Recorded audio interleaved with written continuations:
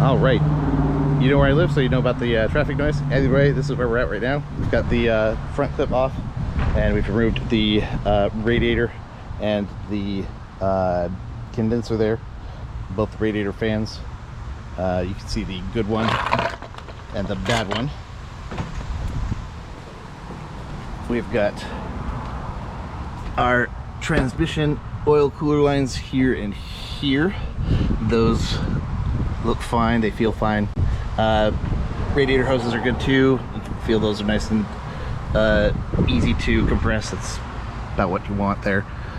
Since we did have to disconnect the refrigerant lines, we were going to have to, once we get the new condenser and the new expansion valve, we're going to pull a vacuum and make sure it can hold a vacuum for about 30 minutes before we try to put refrigerant in.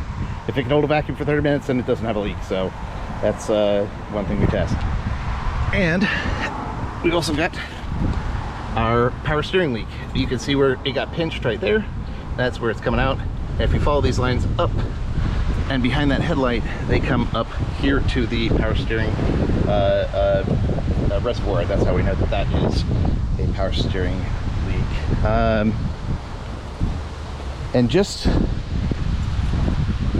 for next time, which I hope there isn't one, you don't actually have to put the key in the ignition to put it in neutral. If we pop this little guy off right here, behind that, all you have to do is stick the key in right there, and it will unlock this shifter so that you can shift it to any gear that you need to, whether that's neutral, you know, anything that you need really, without having to put your foot on the brake and without having to turn the ignition, turn the key in the ignition. So that's just kind of a future reference sort of thing.